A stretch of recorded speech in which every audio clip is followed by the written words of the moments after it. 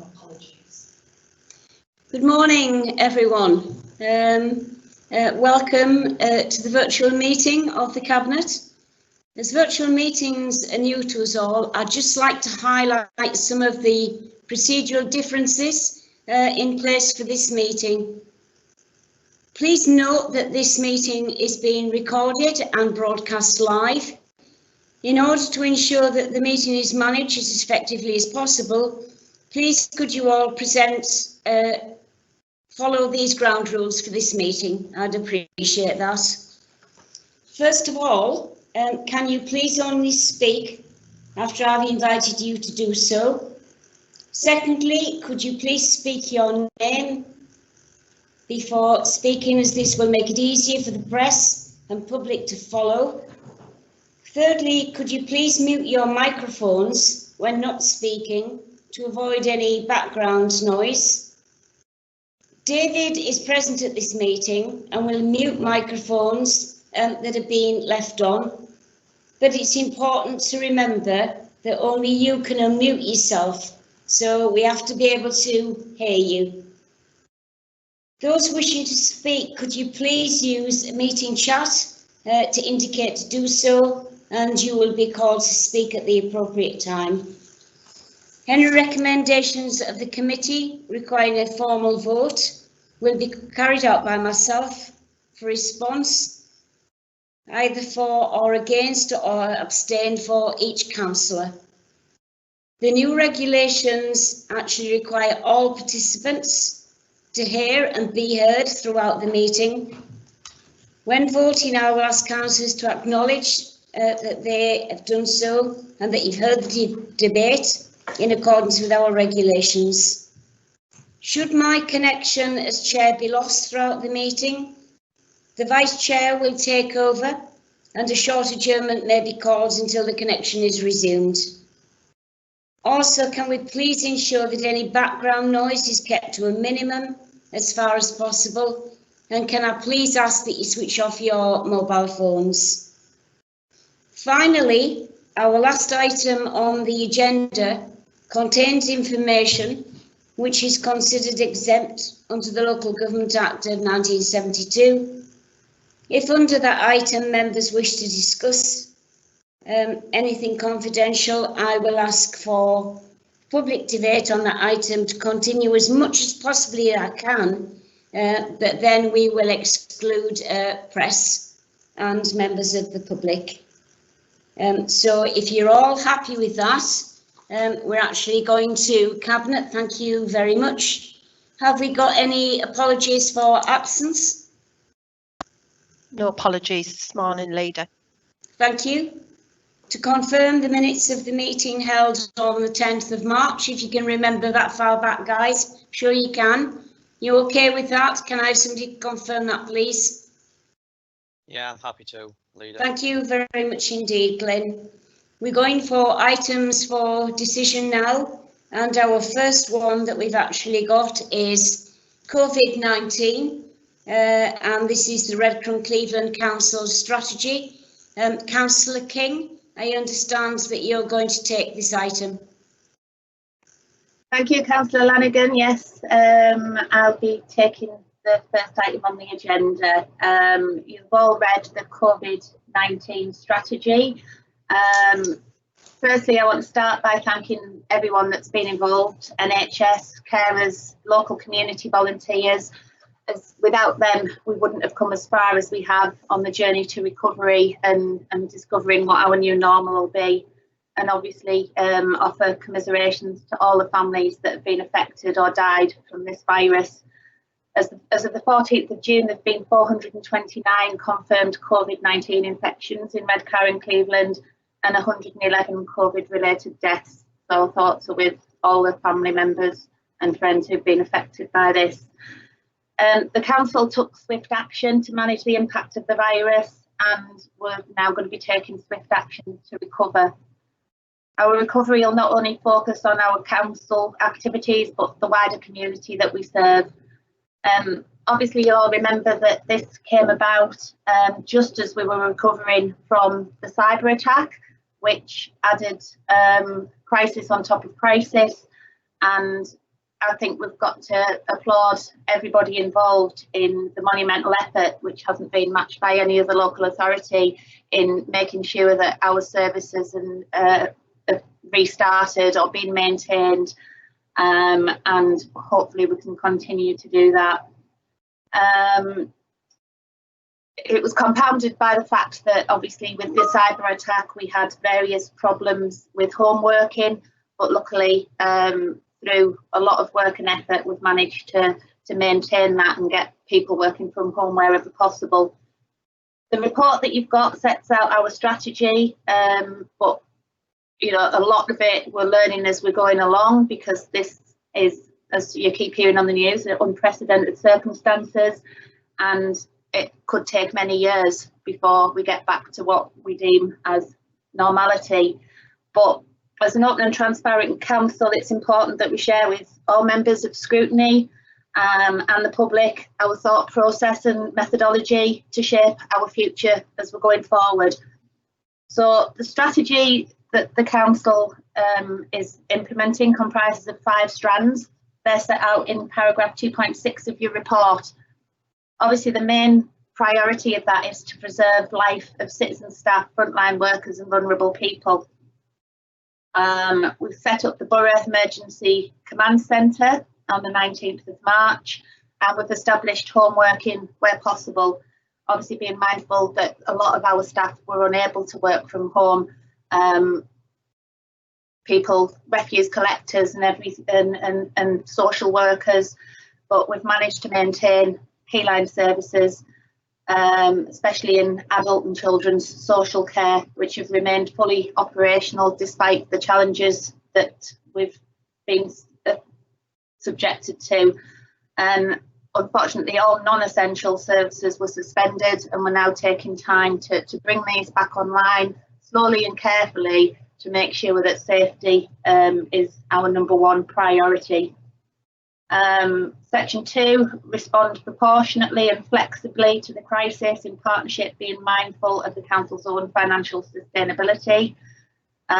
We've been working with the Local Resilience Forum, set up the community hub, which supplied essential food parcels before the government were up to speed.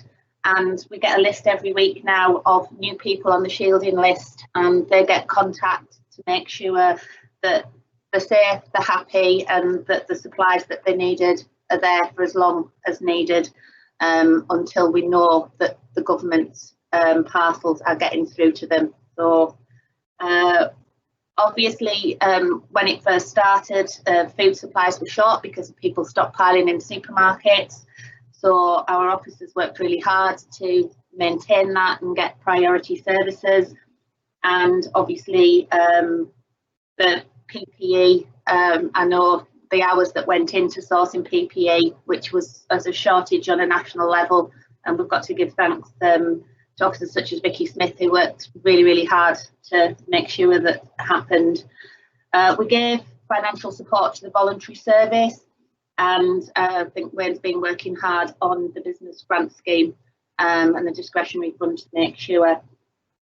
So section 3 is to continue to deliver key services safely and appropriately.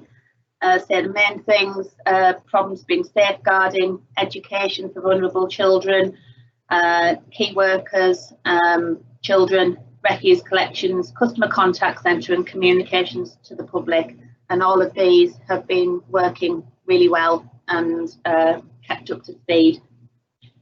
In some cases, we've had to increase delivery and put staff in the right places, especially in adult social care, where we had to support discharges from James Cook University Hospital 7 days a week between 8 AM and 8 PM, having social workers there to free up bed capacity for people who are suffering from COVID. Despite the challenge of staff self-isolating, shielding and maintaining social difficulty, we've helped our residents in services that they might not have been through before. We've increased online digital services such as the Borrow Box for people who can't get out to libraries, to try and stop boredom and keep people amused.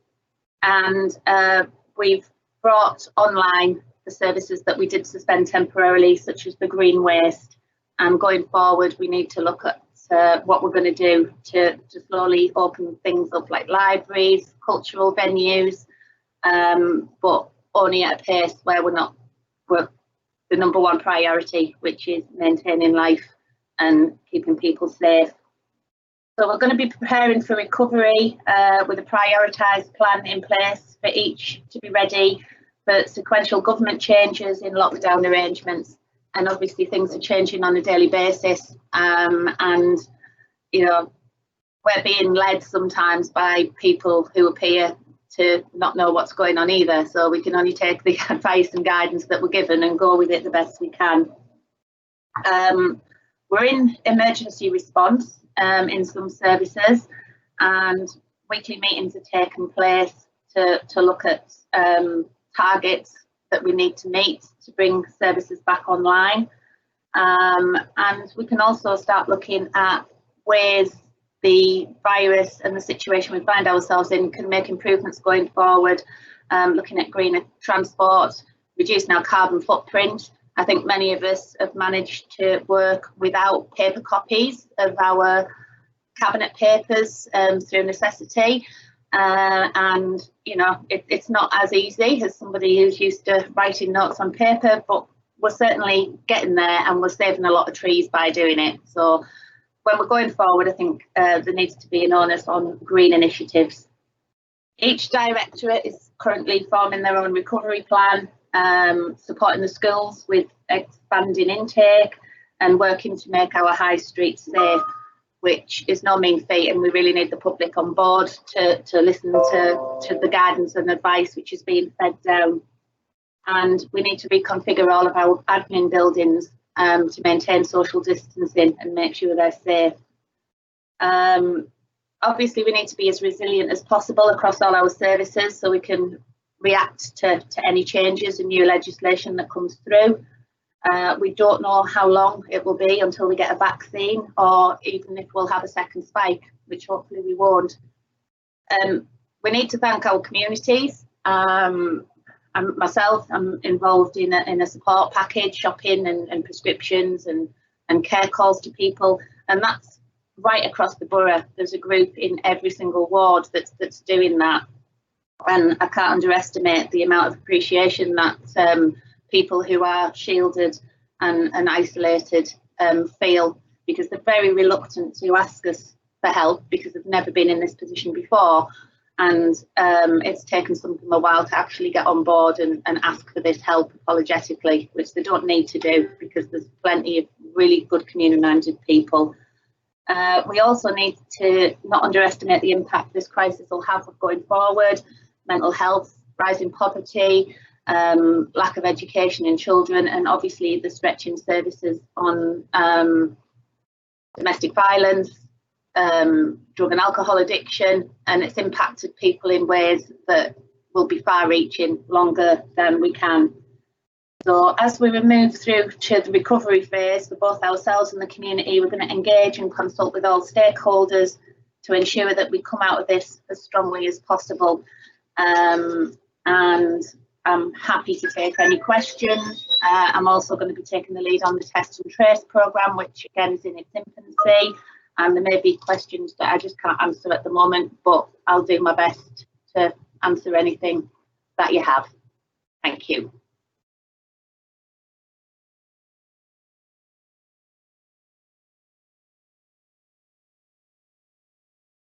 You're still muted, Mary.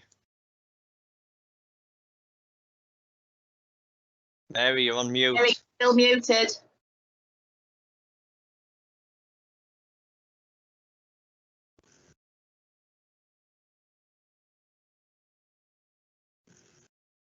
Hello? Yeah, you got me. Yeah.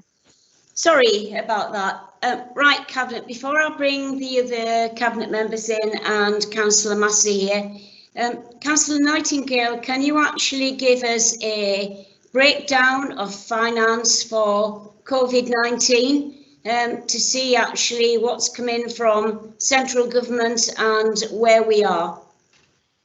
Yes, thank you. I just want to echo some of the points that Councillor King's just made. I think we should certainly compliment the staff and give our commiserations to those people who've been affected by the virus. We've received 7 funding pots. 6 of them are actually ring-fenced.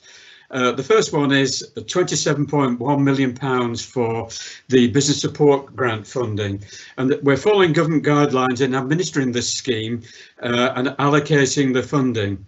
There are regular updates given to members on the members' briefing on this. So far, somewhere around £22.125 million have been allocated to 1,997 businesses in the area. Of course, any surplus that's not used will go to the government, but we'll make sure that we don't have to do that. The second fund, also ring-fenced, is £1.35 million of local authority discretionary grant funds, and this is where the cabinet and group leaders have been consulted on the scheme, and it was launched on the 5th of June. There's a 2-week application window, and then applications will be assessed and all funding will have to be allocated. The third fund, also ring-fenced, is £1.8 million Hardship Fund, and this is the payment for an extra £150 discount on council tax bills for all working age council tax support claimants, and it's during this year. We've currently allocated £1.34 million to 8,695 claimants. That may be, better put approximate figures there, but it's certainly those as far as the information that I had when I wrote this report. The remainder of the fund is expected to be allocated during this year. The next fund is £1.8 million infection control funding, and this is also ring fence, and this is intended to improve infection control measures in care homes and home care provision. The council is allocating 75% of this directly to care homes based on the number of beds that the care homes have got. The remaining 25% is at the discretion of the council, but there are strict criteria that are on how this is to be spent on infection control measures, and it's currently being considered by the Adult Services Directorate. All funding will be allocated in accordance with the guidance that the government provides. The next fund is £0.12 million for reopening the high streets safely.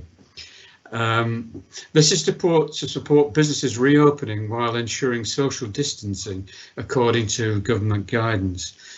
This is being developed by the Growth Directorate, and ward members have actually been consulted and agreed to the proposals that have started to go into place. Perhaps Wayne can elaborate on that. The next fund is 800,000 Emergency Action Travel Fund, and this is ring fence, and it aims to improve safe walking and travelling routes as the country comes out of lockdown. Again, it's being led by the Growth Directorate, and proposals are being developed in consultation with the relevant ward members. All funding, of course, will have to be allocated in line with the government's guidance. There is then a non-ring fence fund, which is £8.6 million, and £3.2 million has already been £3.2 billion has been allocated nationally in 2 tranches. It's intended to mitigate any coronavirus pressures across all services that the council delivers. All funding is expected to be sent, and the consensus among local authorities is that the council is going to need more. One point, if you don't mind me adding, is that the financial impact on the council is affecting us in 3 particular ways. First of all, in terms of extra spending, and some of it, of course, is provided from government grant. There is then the reduced income, particularly from parking fees and business rates. And finally, there is the delay in implementing our driving change saving plans. So what we need to do is look at this particular report in the context of some of the other reports that are coming up. And I think you will see that there is massive uncertainty in the impact of what's happening on the economy, and there will be difficulties in forecasting the financial impact on this. And some of it is highly speculative, of course, because, as Councillor King has just said, we are awaiting some of the guidance from the government and some of the changes that may take place, which again will affect some of the decisions that we'll have to make. I'll finish there, Leader, and I certainly support the report that Councillor King has provided. Thank you very much, Councillor Nightingale. Can I bring Councillor Kay in, please? Steve, are you there? Yes, I am now. Yes, thank you, Chairman. Can I, as Cabinet Member for Health, can I reiterate briefly what Karen and Glyn have said about our staff and how brilliantly they and the community at large have reacted to what actually for the council has been a double crisis, because of course we were only halfway through solving the problem of the cyber attack when the pandemic got underway. And to think, they say lightning never strikes in two places, but it certainly has as far as Redcar and Cleveland Council is concerned. And really the resilience of the staff and the public as a whole has been brilliant. Now, Karen, she made two things which prompt me to sort of look at this on a national scale. She points out that the government was not up to speed, which I totally agree with. And she also said the government doesn't know what they're doing or didn't know what they were doing, which I also totally agree with. But it is a very serious subject. And I think the national picture needs to be brought into focus. And this isn't happening. This government has been pathetic in handling this crisis. Over 40,000 people have died of COVID-19. This is the worst record per capita in the world. How can a supposedly advanced country like Great Britain and Northern Ireland end up in this atrocious position where we're doing far worse, or we have done far worse so far than third world countries? From the start to the finish, to my mind, it's been mismanaged nationally, and no matter what we and other local authorities do, we're at the mercy of national government. It has handed out a lot of cash, which we'll have to pay back in the next few years, but you know, it's made massive strategic mistakes. Like, for example, starting the lockdown probably about 2 weeks too late, not listening to other countries, preaching about herd immunity. Without a vaccine, you would have to have about 60% of the population having contracted COVID-19 for herd immunity to kick in.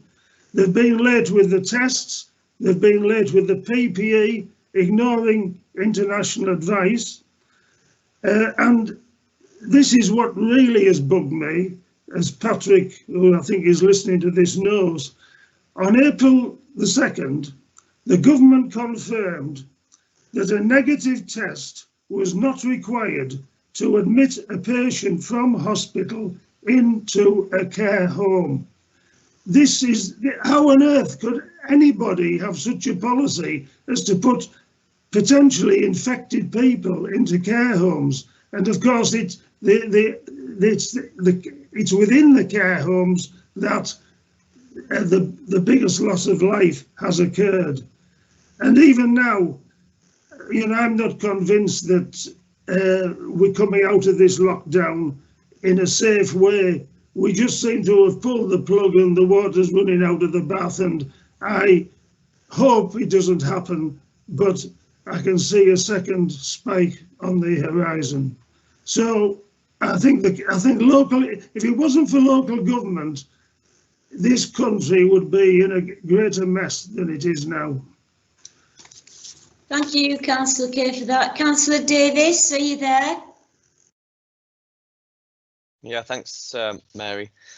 Yeah, I just wanted to echo the thanks that Councillor Kay and King have given for our staff in their reaction to both the cyber attack and COVID-19. I think they've worked extremely well and in difficult circumstances, but they are doing a marvellous job, and we should commend them for that.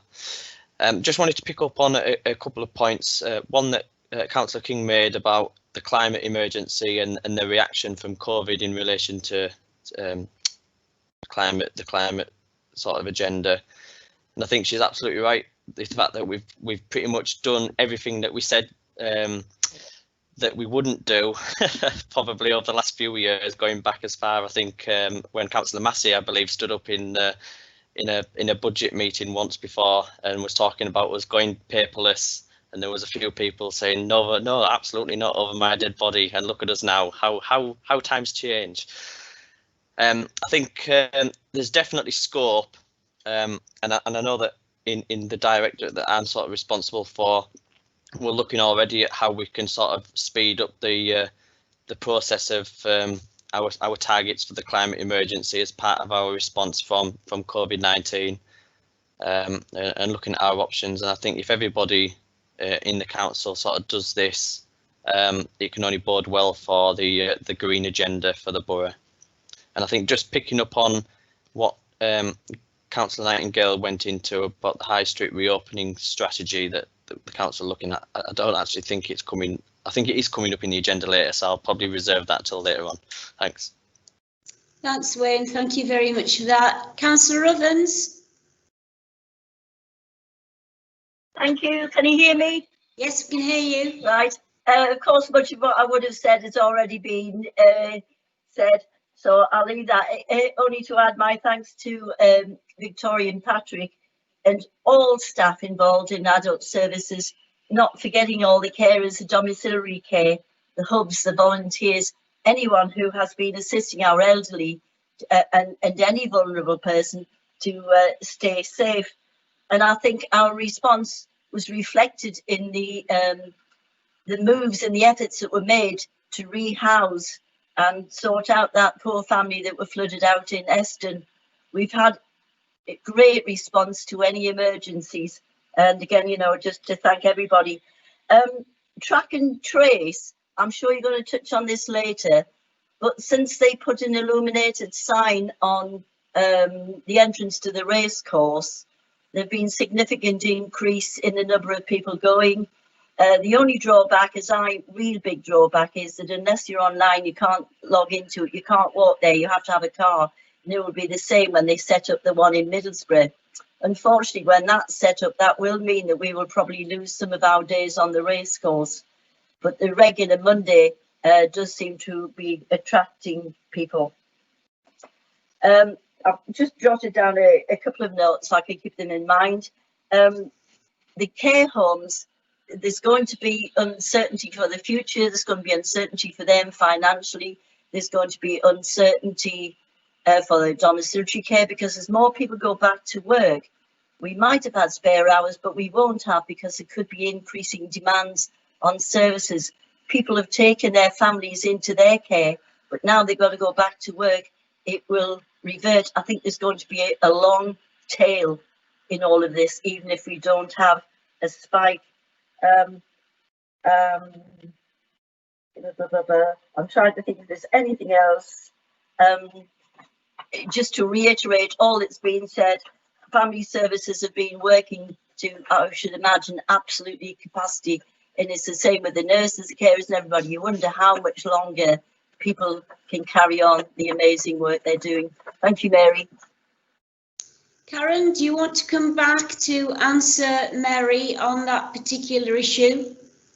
Thank you. Yeah, the test, track and trace is in its infancy, despite sort of the government saying a couple of weeks ago that it was going live and we were all ready to go. We have received a grant with regard to retrospective to our public health budget, and we've set up a strategic command group, which Mary might not know yet, but she's on it. Sorry, Mary. Mary Ovens, that is. And we're going to be sort of liaising with key stakeholders. The test and trace is not ideal, as you say, and local government has no power to do local lockdowns. And with the virus being so national, we're not sure it would be effective anyway. Obviously, if we have an outbreak in a school or a care home, there's nothing set up in place. And as you say, people without cars can't get there. So we're hoping as plans progress that there'll be like micro mobile testing units, because we can't just take the racecourse one and park it outside a care home in Grangetown or a care home in Mask. It's not practical. It's a huge infrastructure project. So, you know, we're talking to central government about rolling out small local testing centres that can go to sources of outbreaks and test 24 hours a day immediately. But again, we're not making as much progress as quickly as we need to, because testing and tracing is key to keep it under control. So we are putting plans in place. There's also the South Tees COVID-19 Health Protection Board, which is to lead the development of the local plan, and an operational response team, which are the people on the ground, like public health, environmental health, nurse leads, sexual health people who are used to dealing with outbreaks on a much smaller scale than we're currently seeing.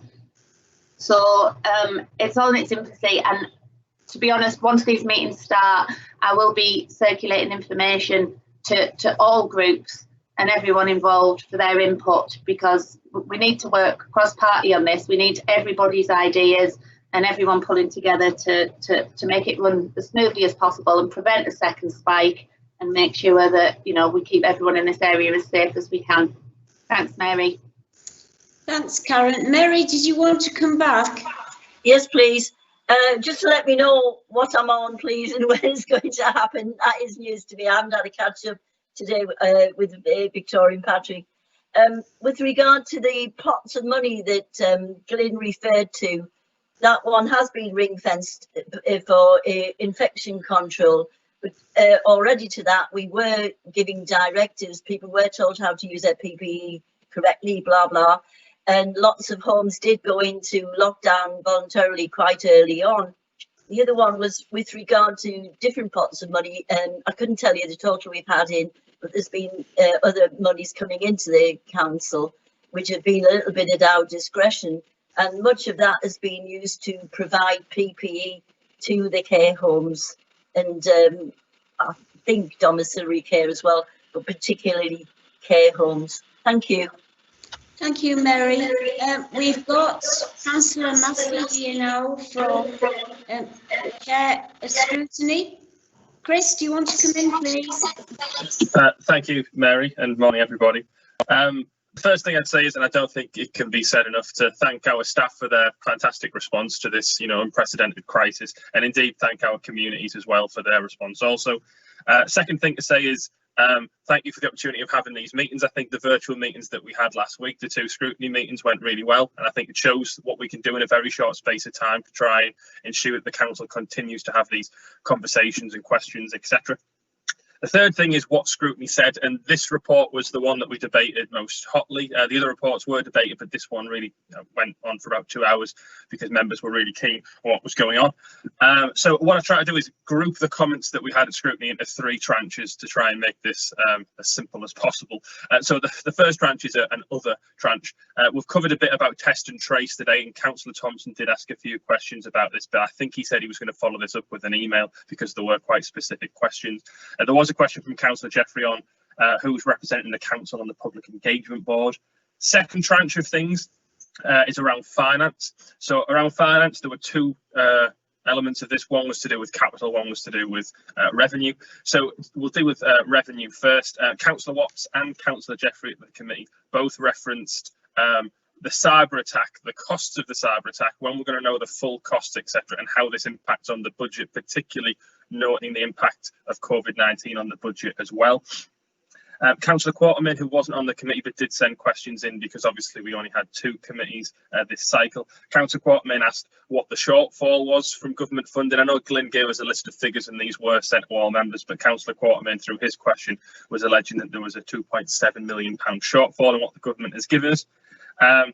Another thing as well to say that Glyn did mention all those figures there, which I thought was really helpful, and they have been sent to members. But we did get an announcement a couple of days ago from government about welfare support for the economically vulnerable. There was £63 million announced. I wonder if we know what the council's share of this is, and if the council share of this could help meet the free school meals that are not going to take place over the summer because the government won't fund them. Third tranche of questions was to do with capital. So this was largely from Councillor Jeffrey, but also again, Councillor Quartermain did send some questions in on the same thing. On capital, Sue Jeffrey was concerned about the loss of capacity, particularly with the Director of Economic Growth having left the authority, and was also querying whether the capital programme would have to be substantially realigned because some of the major projects in the capital programme, such as the Regent Cinema, might be a difficult thing for a post-COVID world to immediately get off the ground. So I guess the questions realistically go into 2 broad themes, and I think they are: will this council need and will it plan to have an emergency budget because of all these changes, and will the council need an emergency or a revised capital programme because of this as well? But thank you for your time. Thanks, Chris. That's helpful. Glyn, can I bring you in here in order to answer some of Councillor Massey's queries about finance, and then I'll bring Karen in to sum this up, please. Right, there are several questions there that need answering. As far as let's have a look at first of all, about the money for the cyber attack. So far there has been no funding. And perhaps Mr. Winstanley can confirm the current update, but there has been no funding for the government to deal with the cyber attack. I'm sure that the leader will confirm that there has been constant dialogue with the government department, the housing and communities and local government continually since this actually took place. We are currently refreshing the financial impact assessment in the context of progress that we've been making to date in the recovery of the system, and we are providing the government with information on the due diligence that they require. I think it would be inappropriate to say exactly what our position is in public. We are in the process of negotiating with the government, and as I said, the due diligence issue is part of the process. Right, the next issue is the capital programme. Some items have had to be put in abeyance, quite obviously, particularly because of the need to ensure that there could be safe working in some of these areas. The question about the Director of Economic Growth, in some ways that actually has provided us with the opportunity to look at the structure of the organisation, and that will be being dealt with in due course in the light of the information that we have in this particular report and in other reports as well. I think it's evident from the actual activities of the Growth Directorate and other directorates that we've just been complementing that the Council has been able to provide the correct services and the proper services that will be needed to deal with this issue. There was a further question. Could Councillor Massey just remind me what the further question was? I didn't get a chance to write that down. Sorry, there's a lot of questions on which particular aspect, Lynn, sorry. On which particular aspect were you talking about, Glenn? Sorry for the extra question, because I had about 20, I'm sorry. Glenn, are you there? Chris, was there anything that... Chris, because I actually lost connection then for a second. I don't know what I pressed that was wrong. Chris, can you come back? Yes, I think Alison Councillor Barnes has helped quite a lot there. Like, I think the broad questions were, do we think we'll need an emergency budget because of the substantial changes to our finances this year? And I'm not sure if Clint can also deal with a capital programme. Will we need a brand new capital programme because of these changes also? Who knows, I think is the answer to that. As far as the capital programme is concerned, clearly the capital programme is always subject to adjustment and amendment in the light of developments. So quite naturally, I think that is likely to be the case in the next few months. As far as an emergency budget is concerned, I'm not making any commitment on that. We'll just have to look at the finances and see how some of the events that Councillor Kay has been mentioning and some of the events that Councillor King has been mentioning actually pan out in terms of what actually happens and how it affects this borough. But obviously, if that is necessary, we'll just have to do it. As I said earlier on, there are 3 areas in which the council has had to make adjustments to the budget so far, and that is because of the loss of income, the extra expenditure, and the fact that we've not been able to implement our driving change savings programme. So I think the answer to that is wait and see. Hope you don't mind that. Thank you very much for that. Chris, just to give you an update where we are with the cyber attack money from central government. It's been going on now for several weeks. We are in talks with the Minister in London and their civil servants. It's been going backwards and forwards. I was hoping that we may have some idea what central government were planning with it this week. As soon as we get that, it will come to the fore and you will be informed. However, if we don't get what I think that Redcar and Cleveland need to get, I will be going down to see the Minister in London because this is critical to Redcar and Cleveland, and we've got to make sure, financially wise, that we cover all those costs that were related to that. So as soon as we get anything, I'll be back. Karen, I want to bring you in now to sum up if you've got anything else to say, and can you also move the recommendations, please? Thank you. Yeah, firstly, to come back on Councillor Massey's question on behalf of Councillor Jeffrey from Scrutiny.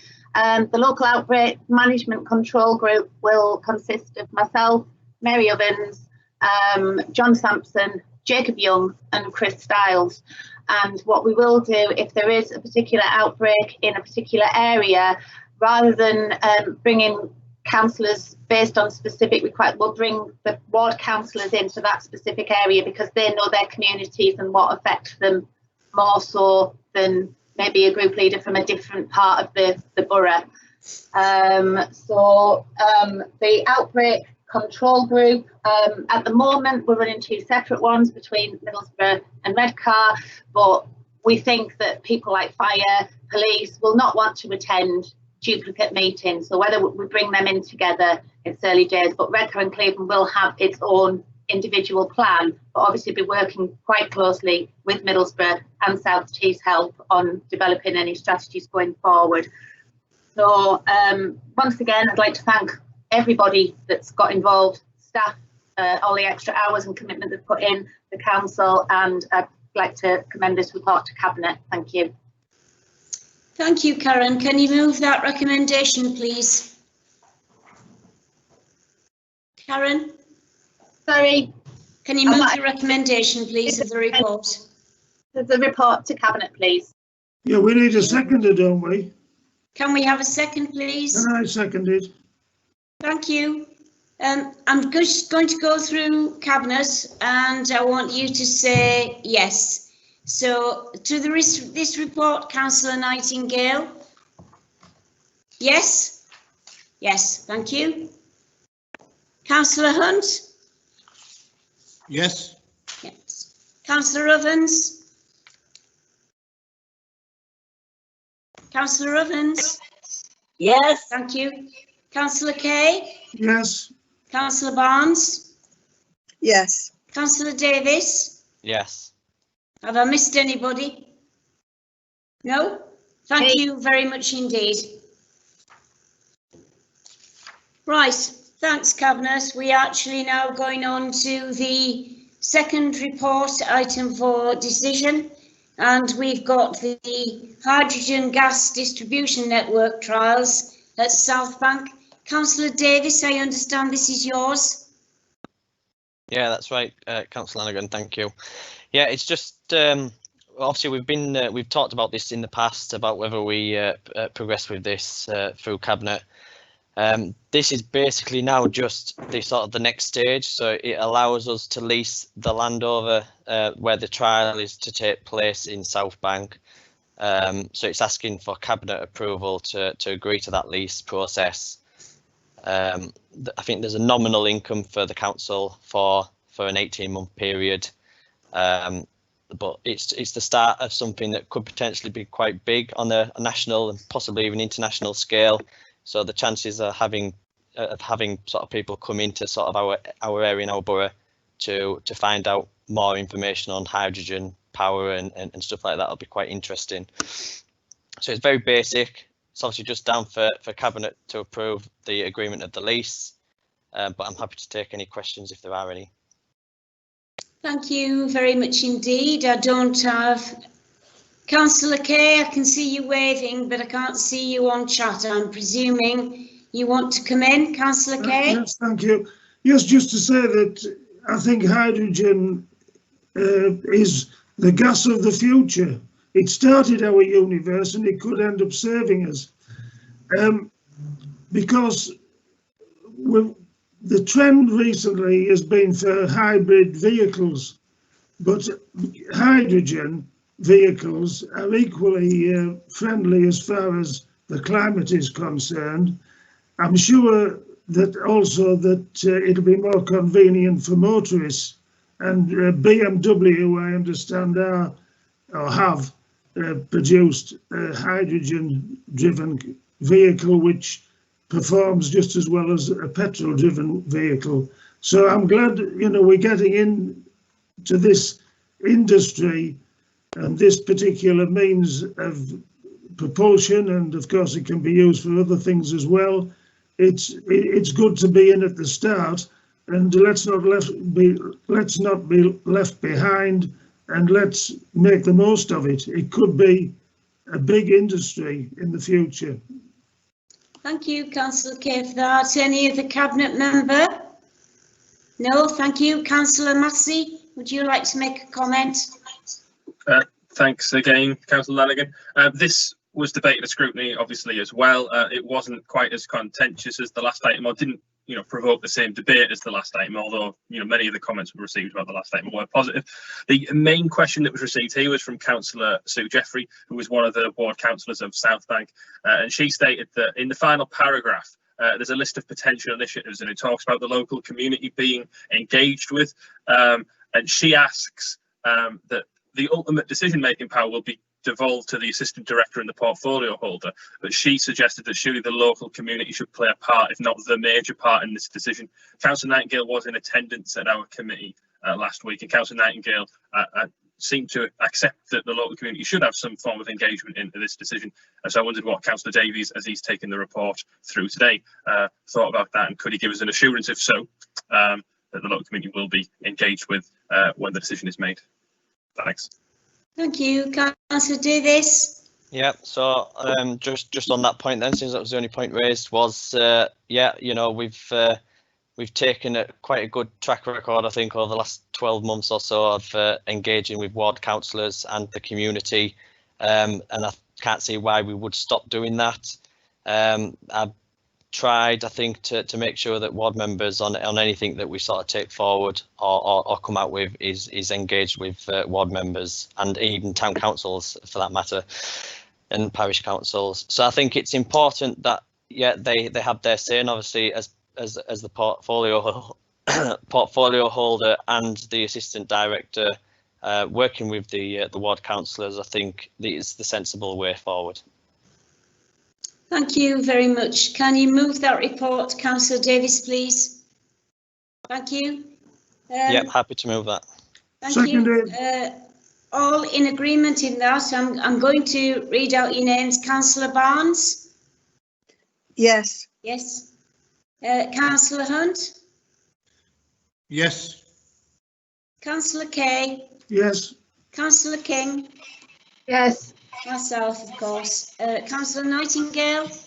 Yes. And Councillor Ovens? All Yes. in agreement. Thank you very much indeed.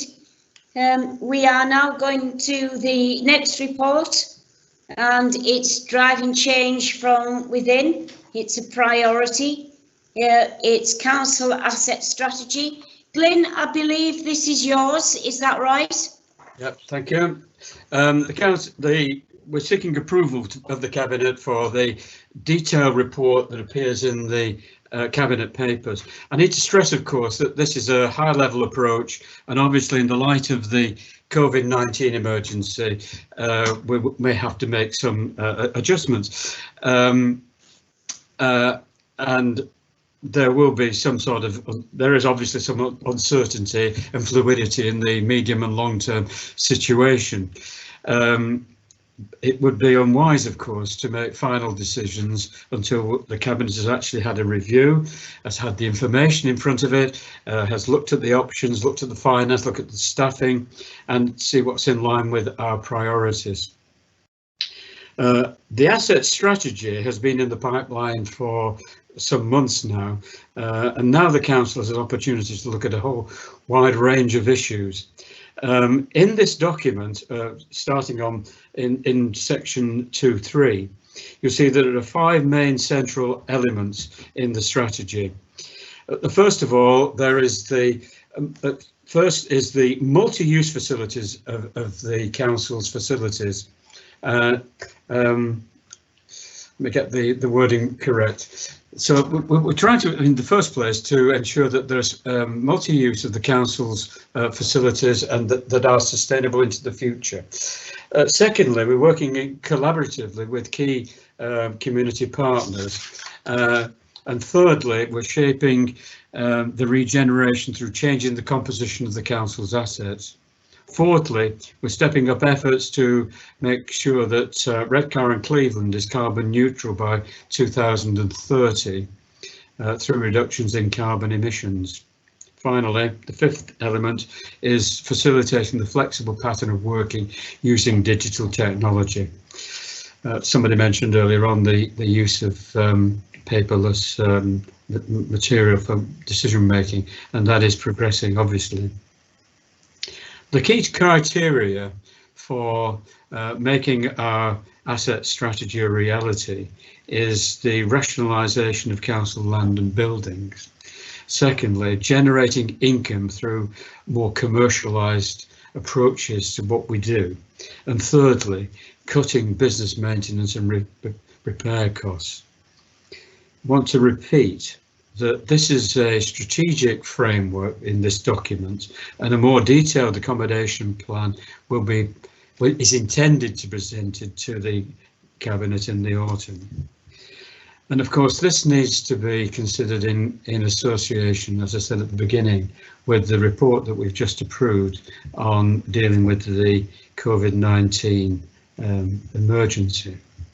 So I commend this strategy to the Cabinet and would seek approval today. Thank you very much indeed. Cabinet, does anyone want to come in? No. Councillor Massey, did you want to say anything with this one? Yes, please. And I see Sheila Hollyoaks also indicated that she'd like to speak after myself as a scrutiny chair. But yes, thanks again. Thanks, Glenn and Mary. I think the debate that was held around this report was, not we're against it in principle debate, but we don't want this, or scrutiny didn't want this to be seen as a decision that was made that in 6 months or in a year's time will come back to bite us because the council can close buildings down and point back to a decision that was made in June 2020 that we approved this asset strategy. So the question that was asked, I believe it was by Sue Jeffrey at the committee, was can we have an assurance that before any building of the council is closed or sold, that there'll be full consultation with the ward members, if not the borough council, if it is a significant building. We've seen this in the past where, you know, and this was under the administration that I was involved in, we were talking about trying to remove the library in Gisborough into, I think it was Belmont House at the time, and the community just did not want that. And it was something that we had to listen to, that the community didn't want it. So sometimes you can have a risk of closing these assets or realigning assets, and it can have a real detrimental impact. And this speaks back a bit to, sorry to go back a little, but the last report where we were talking about, it was a different thing, but the hydrogen gas distribution network in South Bank. You know, we can have a pledge to have consultation, but it's what exactly does consultation mean? Realistically, we need local councillors and local stakeholders involved in those decisions, and we need a promise realistically that nothing's going to be closed or created in a ward in the last case without the express consent or at least buy-in of the local individuals, and or if it's a big asset, the borough council. So that was the debate. I think I've summed up as well as I can. Thank you. Thank you, Councillor Hollyoak, would you like to come in?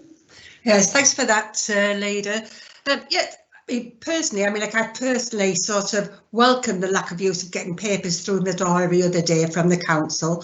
But one of my things I was thinking about is that obviously the world's changed. I mean, the country's changed, the way that we're going to be running our councils has changed.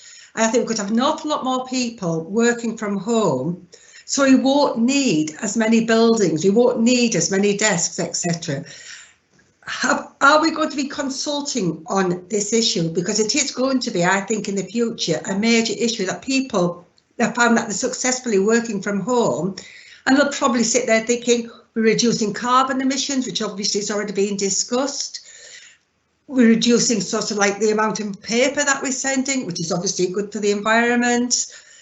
And I really sit there and think that we've now got the time, we've got the experience, we've had the practice of actually putting a totally different way of working into practice. And from what I can see, it is actually working. So I would just like to know if, basically, we are, when we can actually all meet physically again, which I think will be a good thing to meet physically sometimes. But I sit there and think, personally, I think this works and I would like to keep it up. Thank you. Thank you, Councillor Hollyoak. From my point of view, what we've got here, I don't know whether you can still hear me because I've lost the screen. Yes. You can still hear. Right, well, hopefully it will, yeah, we're back on again. From my point of view, Sheila, what we've got here, and if you come into Redcar and Cleveland House and any of our buildings at the moment, given what happened with COVID-19, we wanted to make sure that our staff was safe. So what we've actually got within our buildings now at the moment are hot desks. So if you go on to floor 1 and floor 2, you'll actually find that there is 10 desks at the most, with distancing in between that. I think initially the staff actually felt that it was rather strange working from home. However, they like it, and we've got 95% of our staff at home, and hopefully you're absolutely right, because I think going forward with this is the way forward, and I think the local authority will change. So I'm going to bring Councillor Nightingale in, and then Councillor Kay. Councillor Nightingale. Yes, thank you. The point that Councillor Jeffrey made at the resources scrutiny, I think I actually answered earlier on. Clearly, it would be quite unwise to go ahead with an asset strategy with major financial implications without a review.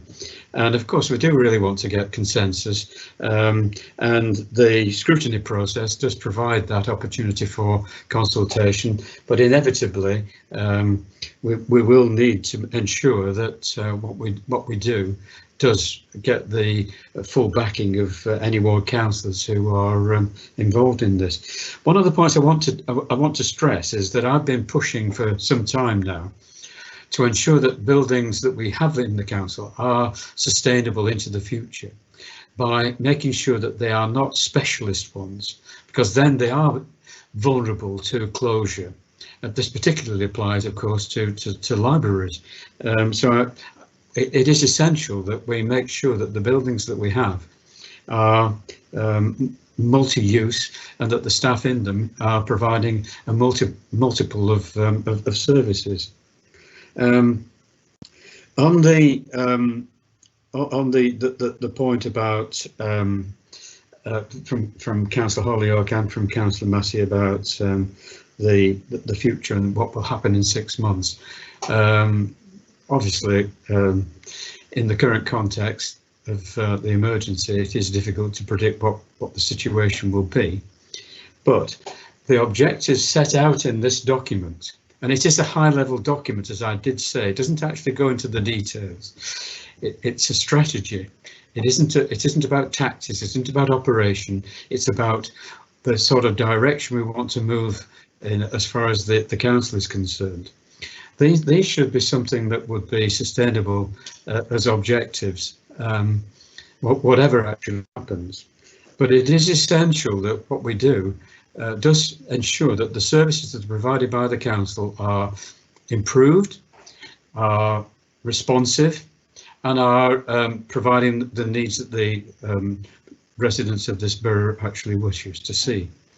So this is the start of the process. It isn't a complete process, and I want to reiterate the answer that I gave to Councillor Jeffrey and that's been asked again by Councillor Massey, that no further action will be taken unless there is information that we have that's accurate, information that provides us with details of our options and ensures that we review what we're doing in a sensible, rational approach. Thank you very much indeed. Councillor Kerr, did you want to come in? Yes, please. Yeah. I agree with what Councillor Nightingale has said, and I agree more after I've listened to his last speech, because, as he says, it's a strategy, and I certainly think that ward councillors and members of the public who are affected by any possible change should be consulted. I can't quite think, I think Councillor Massey said that we want, perhaps it wasn't, somebody said we have to get the backing of all ward councillors. That might be impossible because sometimes the interests of a ward councillor differ from the interests of the council as a whole. But I feel more reassured now. The only thing I'm a little bit concerned about, Leader, you mentioned hot desking. I hope the desks aren't too hot, because if this is going on, I didn't think it was, the virus will be transmitted from one office worker to another. So I'd like a bit of clarification on that. It's not going to make me not vote for this proposal, but I would, perhaps somebody can reassure me that we're not hot desking in a literal sense of the words. I don't think I mentioned hot desking. I don't know who did mention it. I don't remember hearing it at all. Yeah, Councillor Barnes. Councillor Barnes. Thank you. Yes. Councillor Holyoake was talking about continuing to work from home, as lots of us have been doing at the moment. And I think it has worked quite well in most instances. However, if we're going to move forward successfully using home working, I think we do need to make sure that the internet connections are secure and reliable across the whole of the borough, because I have been in some meetings where stuff has dropped out and everything else, and it needs to be something that you can totally rely on rather than crossing your fingers and hoping that it goes well. Just a comment, really. Thank you, Alison. Before we go any further forward, can I bring Steve Newton in, please, to speak about this hot desking? Thanks, Steve. Thanks, Chair. Just to clarify, hot desking is probably not the right term to use, really, and in fact the government guidance says we shouldn't, implement hot desking if possible. But obviously we do need to have some desk sharing, which we'll seek to minimise. But we're not proposing hot desking in the true sense of the word. So staff won't be able to pop in for 10 minutes, sit at a desk, and then move off and someone else moves onto that desk.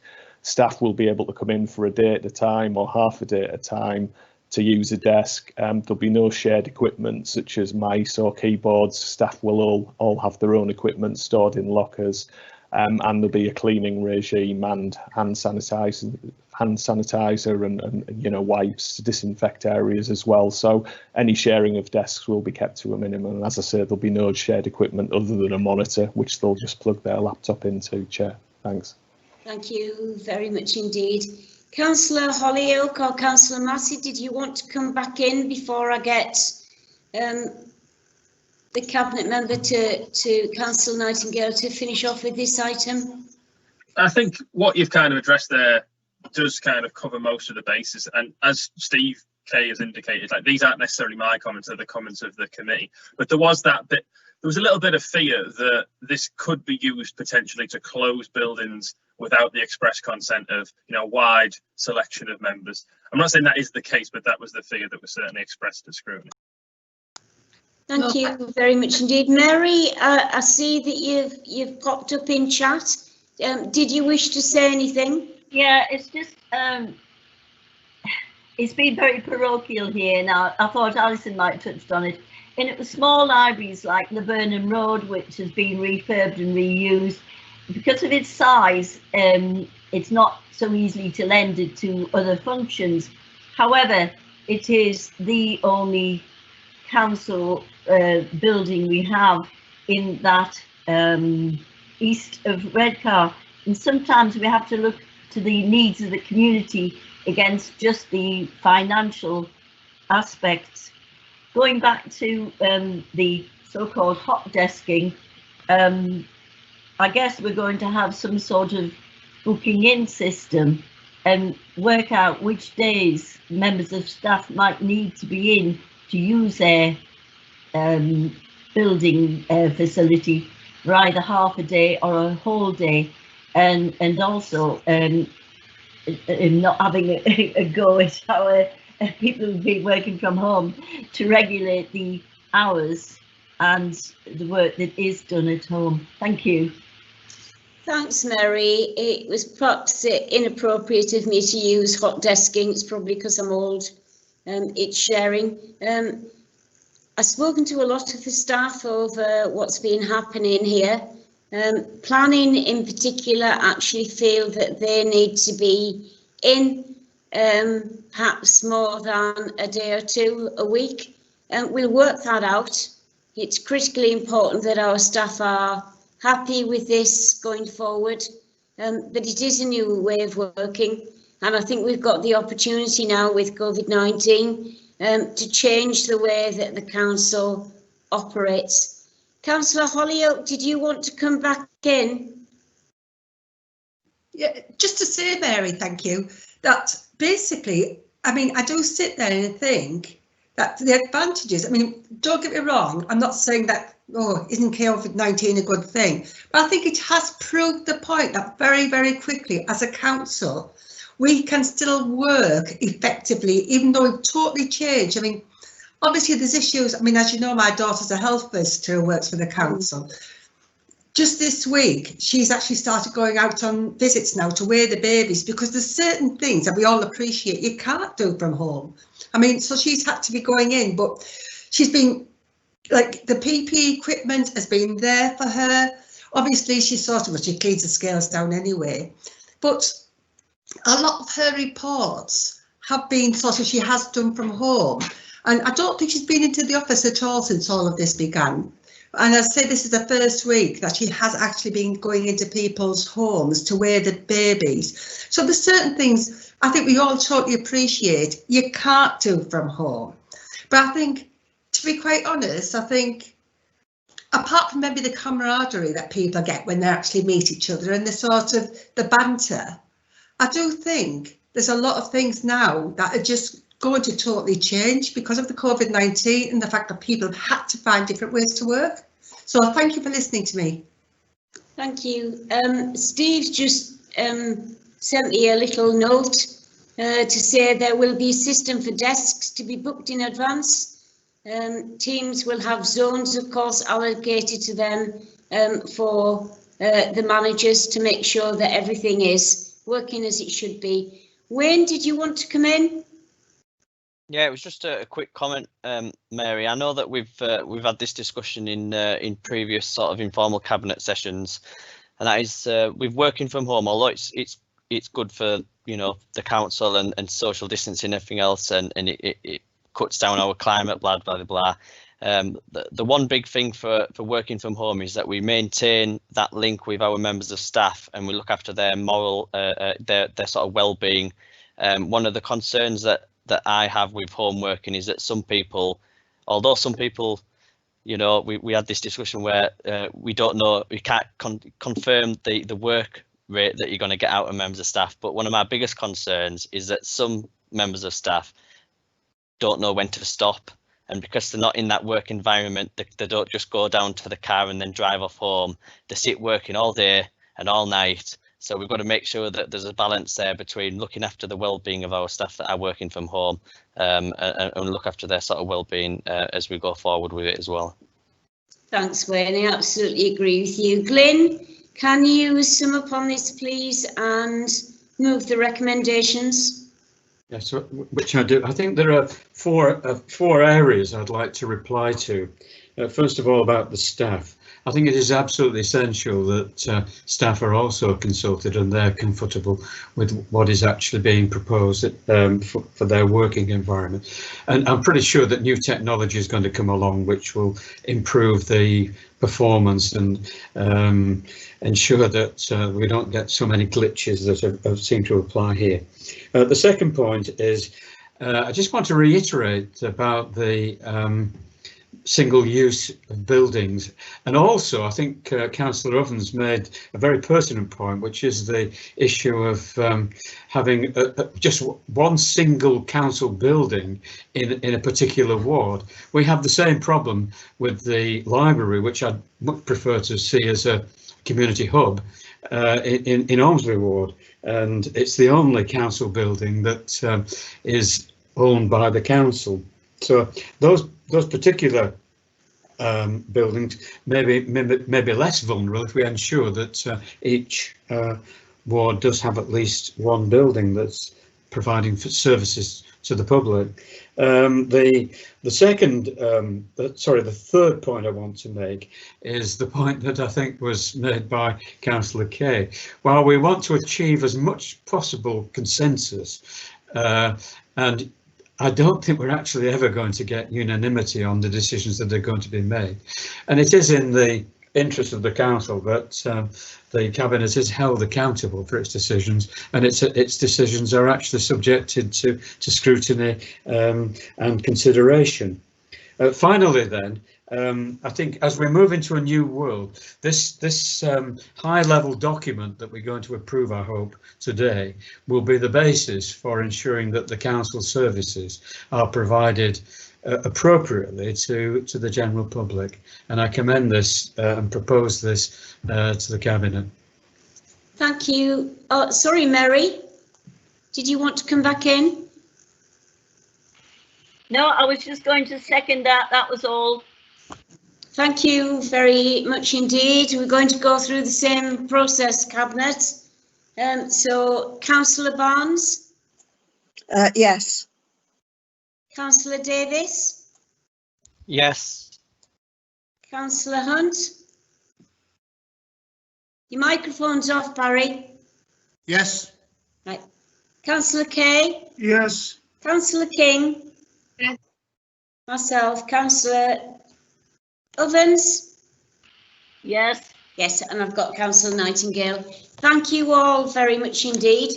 We are now going on to our next report, which is priority. It's a brighter future for our children and it's investment in our schools 2021. Alison, this is yours. Alison, are you there? Yeah, sorry, I forgot to unmute. Right. I'm ready now. Yes, That's fine, so this, thank you.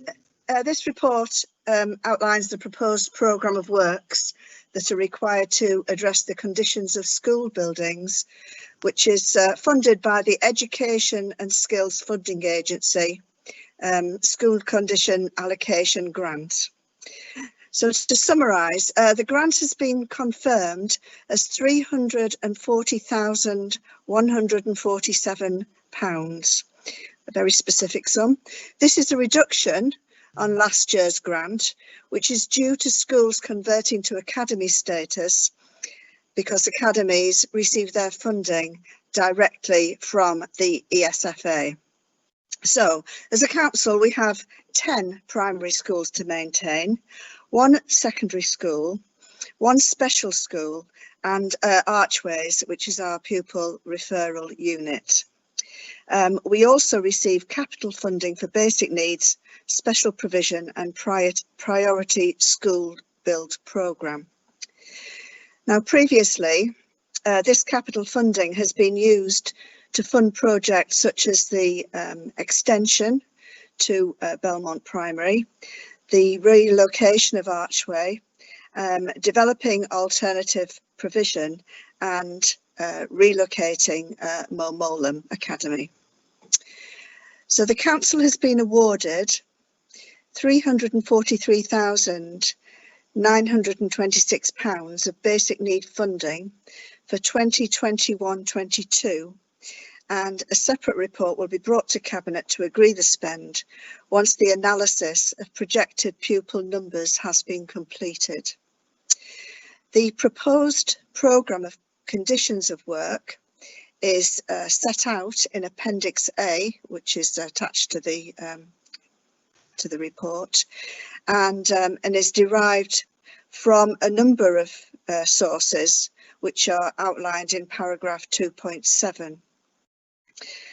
The total spend is £522,997, which is made up of the ESFA grant of £340,147, as initially mentioned, and a carry forward of £182,850. This will address preventative works such as electrical works, re-roofing, as well as minor health and safety works. It is proposed that a contingency fund of £30,000 is set aside for emergency work and £30,000 to be used for project management. And the recommendation within the report is that the programme, as set out in Appendix A, is approved, and where there are minor changes needed, that delegated authority is given to the Corporate Director for Children and Families in consultation with myself as Cabinet member. I'm open to answer questions. Alison, thank you very much indeed. Mary? Thank you.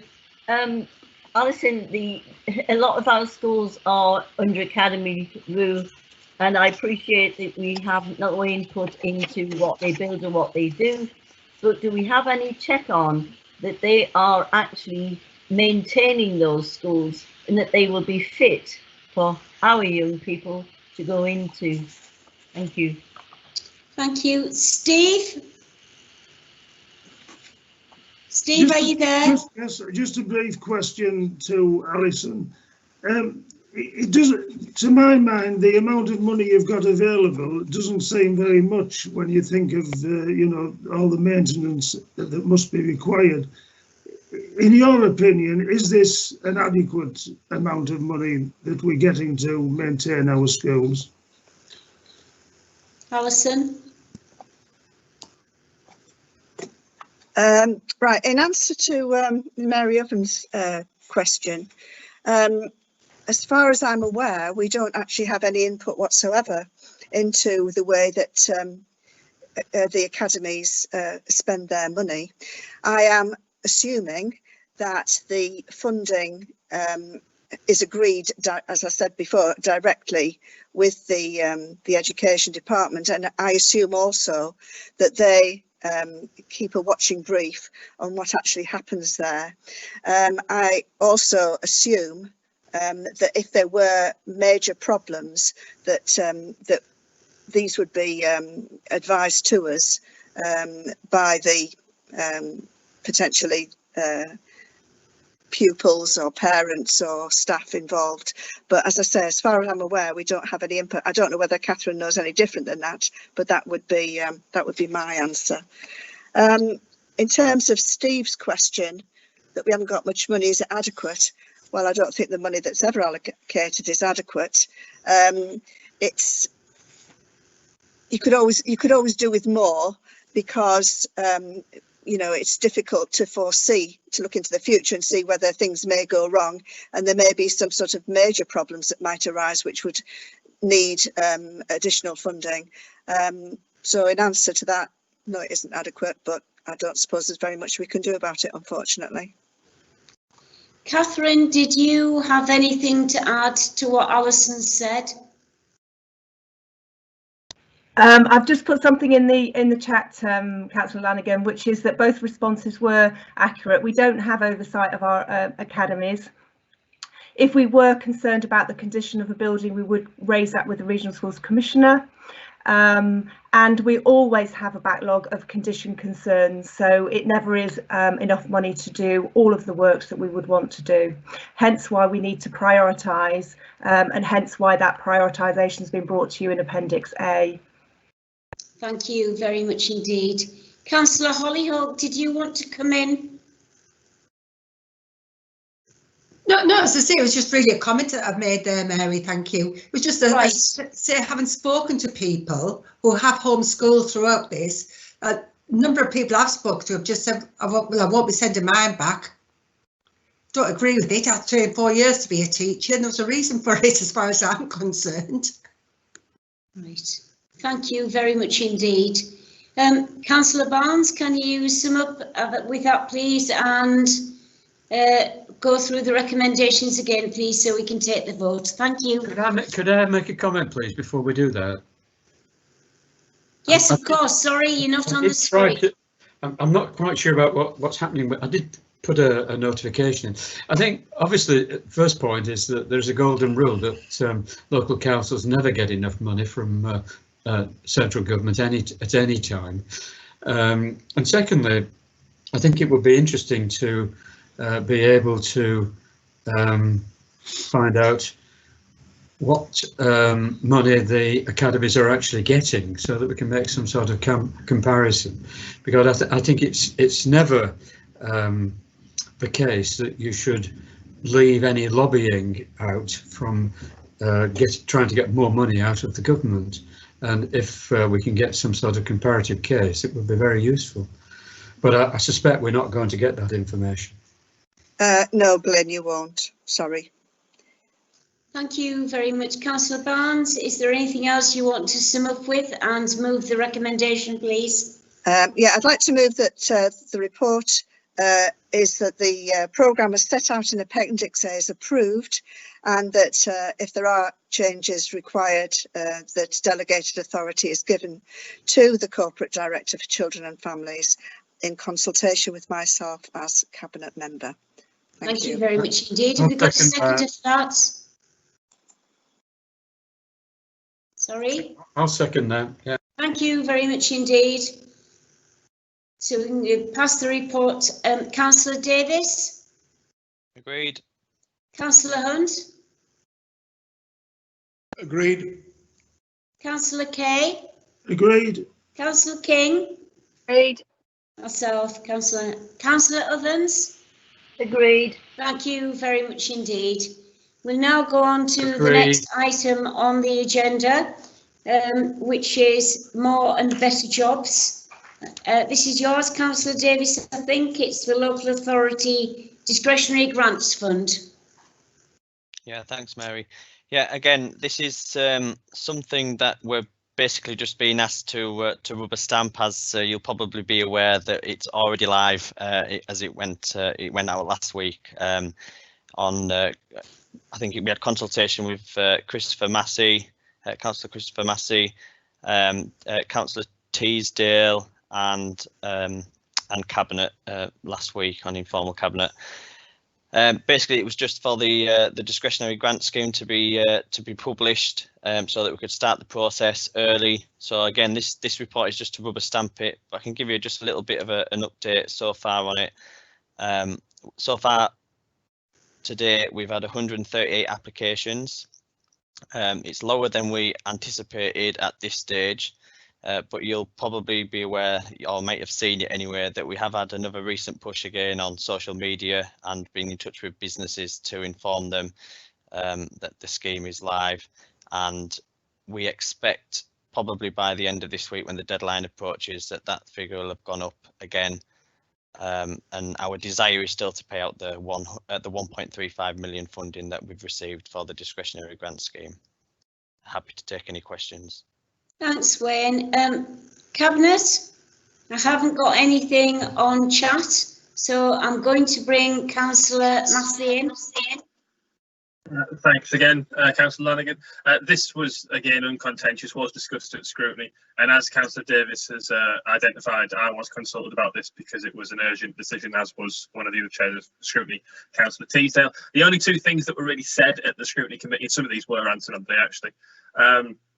Councillor Brown asked, will people who were unsuccessful in the first kind of tranches of funding be able to apply and receive this? And I think the answer we received back was yes. And Councillor Quartermain by email, who asked how soon will the council be able to start paying this out? But everything else it went through happily, and we encourage this support and encourage people to take it up. Wayne, before I bring you in, we've got something that's come up from Karen. I am presuming that we are still live. It's live on my screen. Alison, can you confirm, please?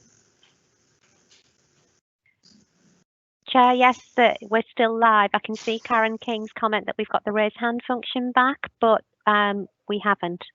We're still operating as we were. Thank you very much. Councillor Davis, do you want to come in and answer what Chris has said, please? Yeah, well, I think the first question that you raised was yes. I was nodding my head to say that I agreed with that. And the second part is we'll be paying out straight away practically. Once they're being accepted, we'll be processing the payments out. The idea of trying to get it out quickly last week was for that exact reason. We recognise that some businesses haven't had any other support from elsewhere, and that some businesses would be needing some cash injection quickly, which was why we obviously started the process last week as quickly as we possibly could. So once this deadline's finished on Friday, we'll be processing that and getting the money out straight away. So I would imagine by next week we'll be paying that out as well. And other than that, Leader, that's it. I'm happy to move that. Thank you bearing in mind it's already very gone. much, Wayne. Can we move that report and a seconder, please? I'll second it. Thank you very much indeed. I'm afraid we've got to go through the same. Councillor Hunt? I can't hear you, Councillor Hunt. Can you press your button? Agreed. Thank you. Councillor Kay? Agreed. Councillor Kay? Agreed. Councillor King? Agreed. Councillor Nightingale? Agreed. Okay, thank you. Councillor Ovens? We seem to be. Is that okay, Mary? I know you're waving to me. Yes, thank you very much indeed. That's great. Thank you very much. We're going on to our next item on the agenda, and it's Proud Places. Mary. Councillor Davis, you're going to go with this, Loftus Future High Street. It's the business case submission. Thank you.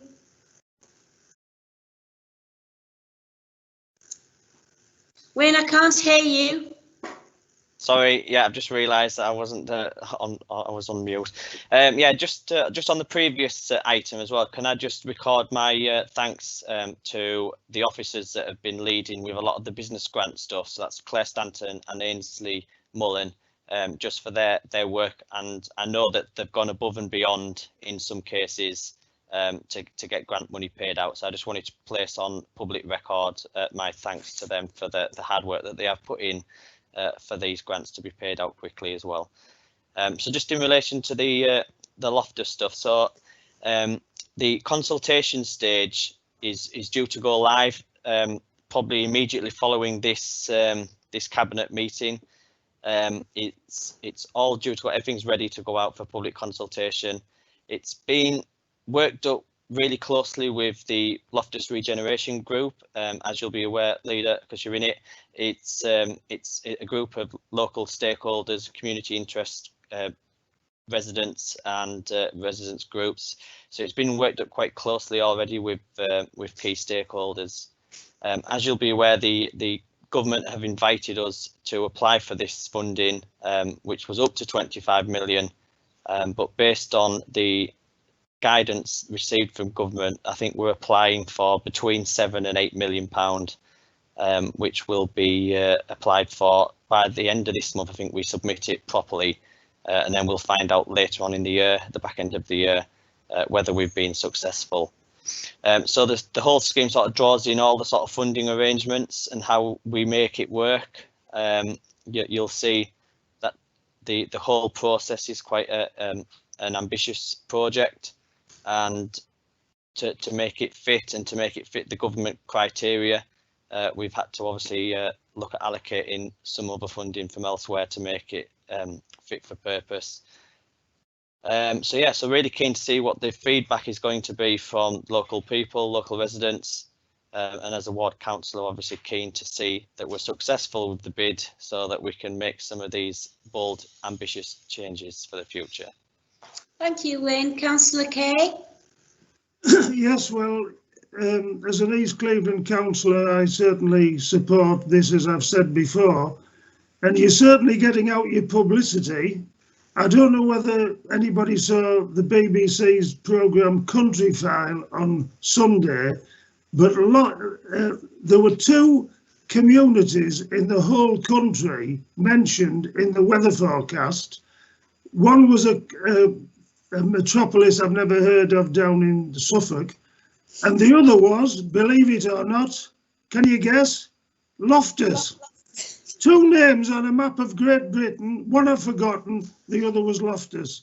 So you're doing very well, you've had national publicity. Thank you. Councillor Nightingale?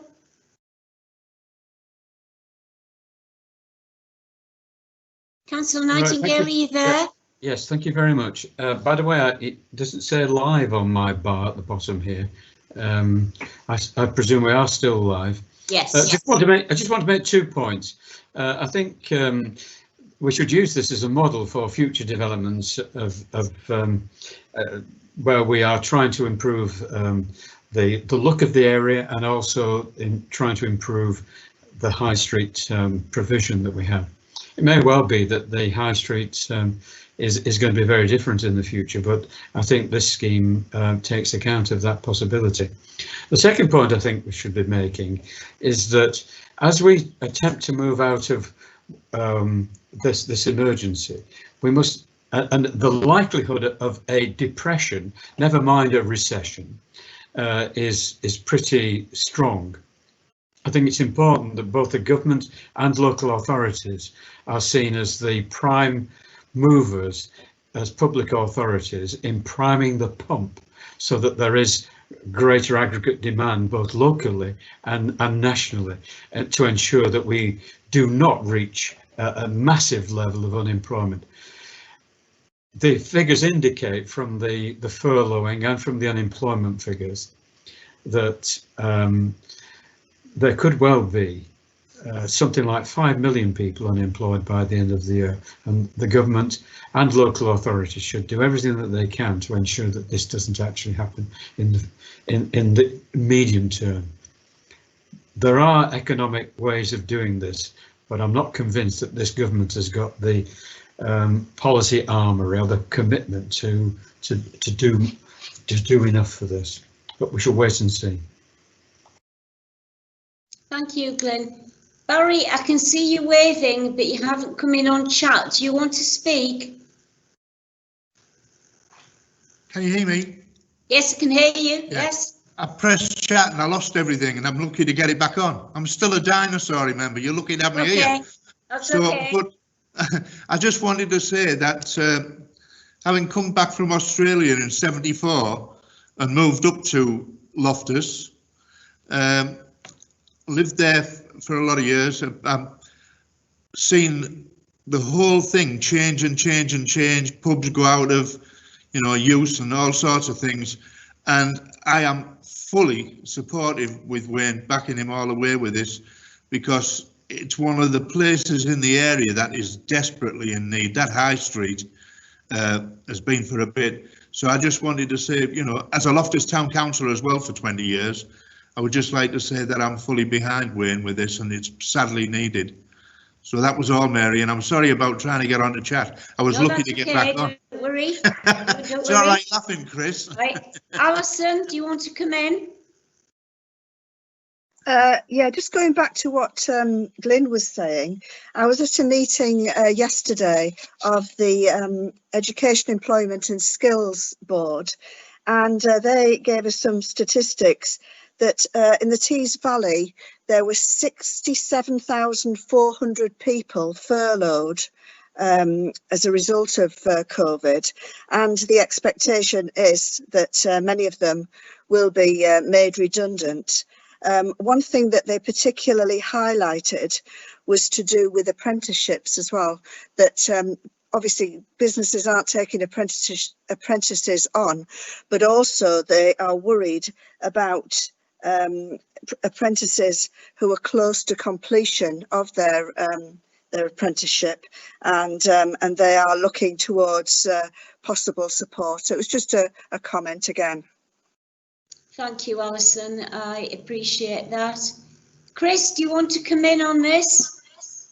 Yes, please. Thank you, Mary. You may be surprised that I'm coming in on most items, but it's because we only had 2 scrutiny committees this time around. My scrutiny committee basically took everything, so apologies that I'm speaking quite a lot today. This report was welcomed, and we really kind of saw on the committee the potential to use some of the council's area growth funds, which were approved a couple of years ago, so to bid for more money. So the idea in Loftus and the future High Street funds was really lauded. One question was raised though about, not to go back many reports, but in the first report, the COVID report, it talks about pausing the development of all capital projects because of the COVID crisis. And while it was welcomed that development is still going ahead in Loftus, there were all questions and queries about, well, when's development happening in some of those other places that got the £1 million? So, what happened to Redcar and Eston and Saltburn and Gisborough, etc. So no one's criticising the report, but people are asking, when's it their turn, I guess. So I thought I'd relay that. Thank you. Right, thank you very much indeed. Wayne, can you come back on this, please? Yeah, sorry, I don't actually know if I left my microphone on unmute there throughout all of that, but apologies if there was a bit of feedback. It's probably my fault. Yeah, so just a few things then. So I think Steve mentioned that we were mentioned on Countryfile. It's usually because we're the wettest or the windiest place in the UK, which is always unfortunate. We're very rarely seen for the positives, but thanks for that anyway. Councillor Nightingale, agree that I think the process that we've used in Loftus is a beacon, I think, for how we do things across the borough, and I can sort of enlighten you that with the Redcar town deal stuff is exactly the same sort of process that we're using from Loftus as we are going to be, or are using with the town deal for Redcar. So there's a lot of involvement from the stakeholders in the Redcar community, that be that from business, community groups, residents, businesses, smaller businesses.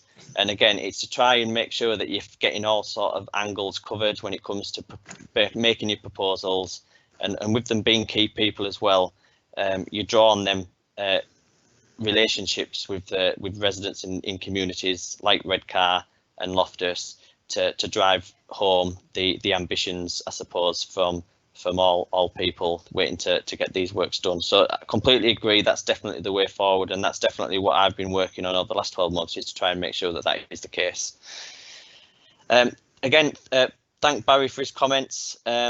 Completely agree, and as other fellow cabinet members will remember, our sort of partnership agreement policy over the next 3 years that we've got remaining was that we were equalising funding across the borough and making all parts of the borough fairer for all, so that everyone gets a shot at the pie that comes available for areas around the borough. And that was something that we were all very strongly in agreement with, and this is just obviously the start of that coming to fruition. Just to answer Councillor Massey's comment, which probably ties in a bit with what he mentioned earlier on as well, when the post-COVID stuff was being discussed, and I did mention in the chat that I could probably answer that, so I'll probably answer it now, and it'll probably be more timely, even more so. So at the moment, the council are working with an LGA organisation called Local Partnerships. So we're getting some free work supplied from the LGA to help us with our decision making in relation to projects and capital investments, to make sure that to give us that critical friend analysis to basically say, is this going to be fit for the next 12 months? If it comes out any sooner, will it be able to work?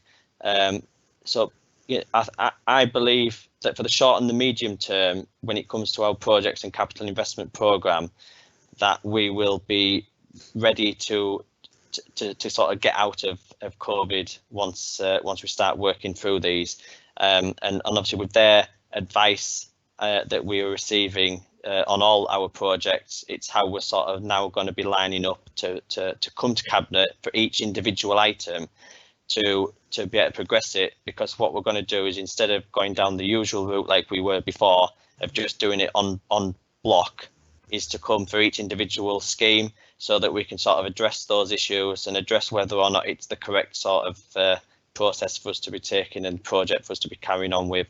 And that way, it means that everyone sort of gets to feed into it as well. So it's really key that everyone's involved in the decision making process for each sort of project that we work upon over the short to medium term.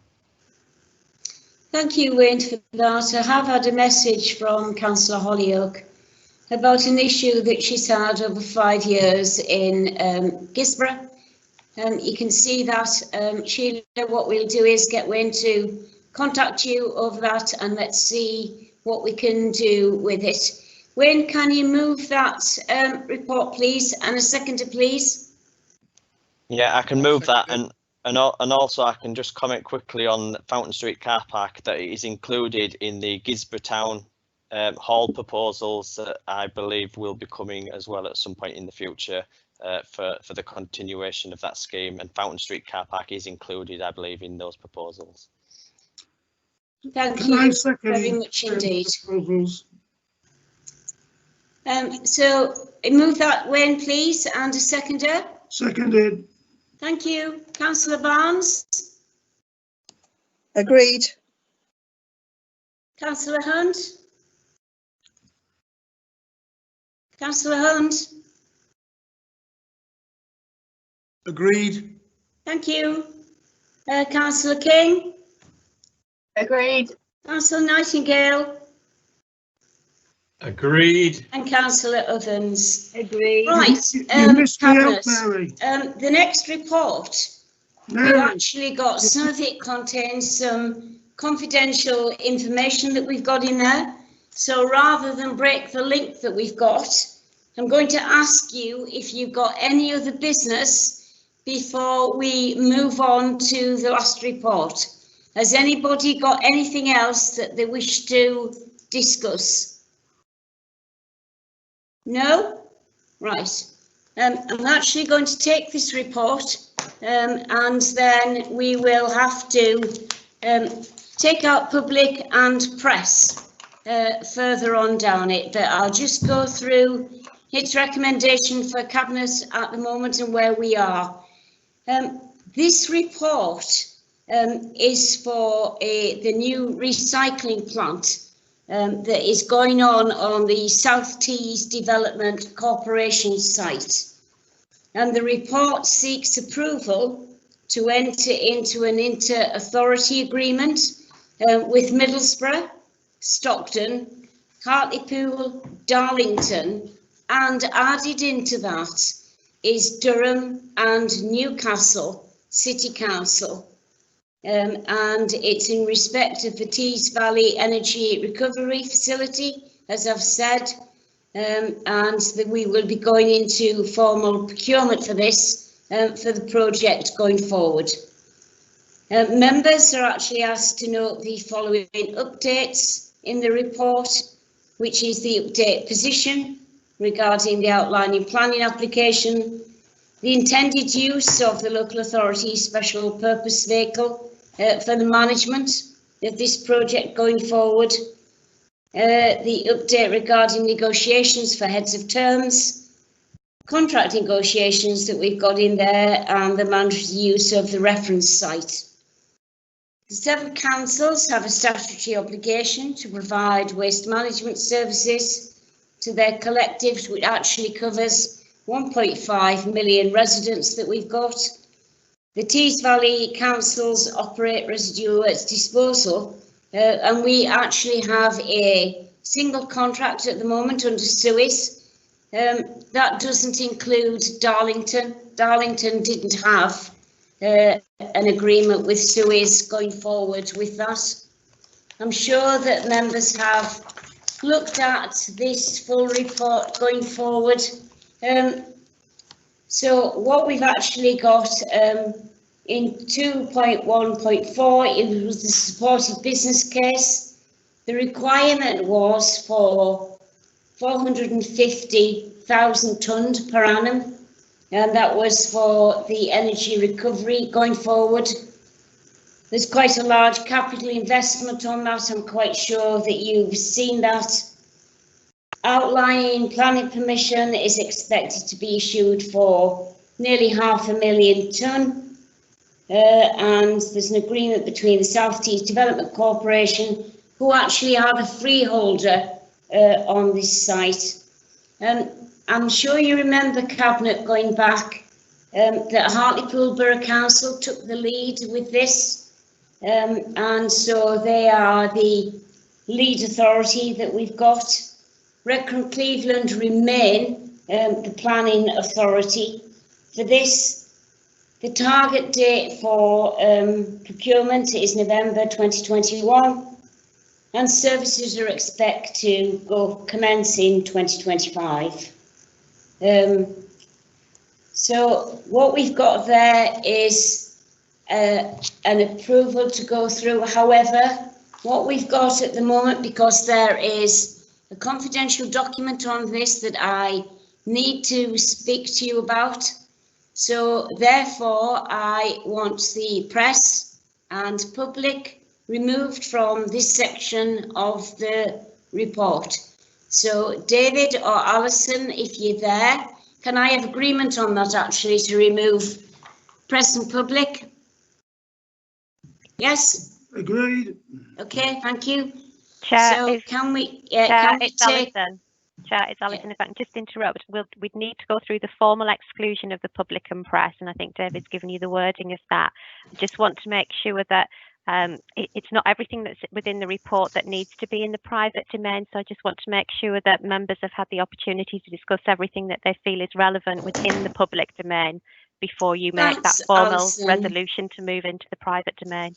Right, would anyone like to speak on that before we go to exclusion of press and public?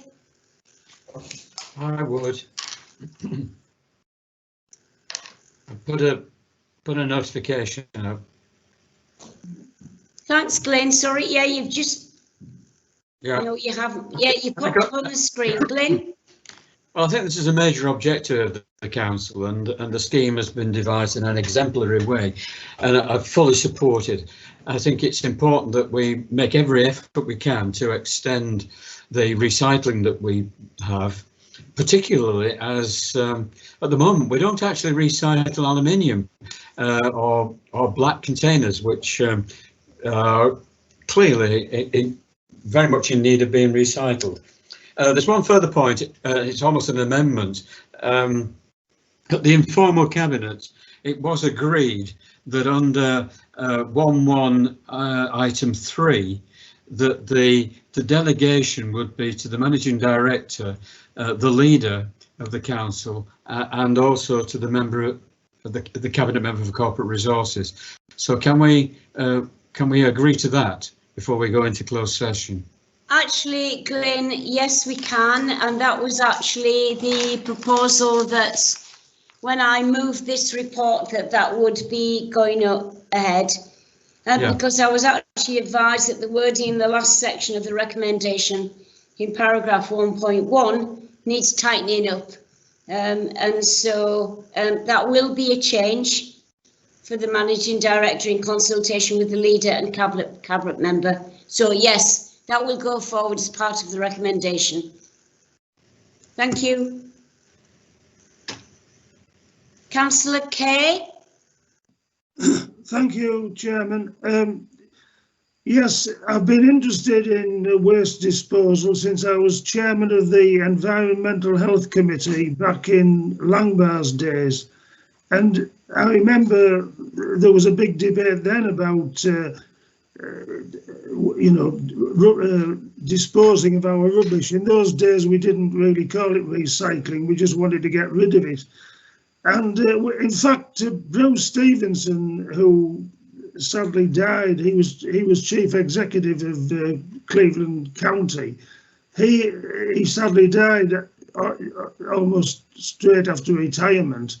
But I remember him coming to the old committee room in Langbar Town Hall and persuading us to go along with this deal, which in his opinion was a marvellous deal, and that's the marvellous deal which we've had ever since and today with Suez. And of course, once the contract finally ends, it's been extended. There's the cost of waste disposal will rocket, but if we've got our own facility on our own land, we can do something to control this. I think it's a marvellous thing also for the environment. It's going to be a clean as possible process with the recycling facility as well. Glyn's right, we should expand our capacity for recycling. There are certain things which we can't recycle at the moment. And of course, it's going to, we've mentioned the possibility of 5 million unemployed. If we've got it on our land, it means Redcar and Cleveland residents are more likely to be employed there. So I'm a big supporter of this and will be voting for it to go through as fast as possible. Thank you very much indeed. Barry, you're waving at me. Is your chat not working? Can you hear me now? Yes, I can hear you now. Yeah. Well, I pressed the chat last time and I ended up with nothing on the, I've lost it all. So I'm going to keep waving at you. Okay. I just wanted to say that I brought this report for the first report of the new council when we came in May. And I'd just like people to remember Mike Green put a lot of work into this, and there's been a lot of work gone into it, and it's moved on now and it's got bigger, and I just think we have to back it because it's going to be such a big thing for this area. So although you've been leading on it, Mary, and I think Will Gander's helping with it, and it still comes under my cabinet post, and you've kept me informed brilliantly, and Will's kept me an update, and I just believe that we've got to back this and stick by it. It's going to be a big thing for this area. So I just wanted to put that in, for the work that has already gone into it and the work that you've done. And Will, I thank you for it, because we're really showing ourselves to be right up there with the top of them doing this. That's it. I'll wait to hear again later. Thank you, Barry. Wayne? Yeah, thanks, Mary. Yeah, just a comment, obviously, to say that, yeah, I think I'm in favour of this as well. I think it shows the drive and ambition for Redcar and Cleveland within the Tees Valley and further afield. I think it'll be absolutely brilliant if we can get it on the former SSI site as well. So yeah, all for it, and hope it's something that we can be all cheering about in the years to come. That it was a good decision, and obviously Mike Green. I think Barry's absolutely right. Mike Green started this, and obviously massive thanks to him. When all this is over, we might even send him a drink. Thank you very much.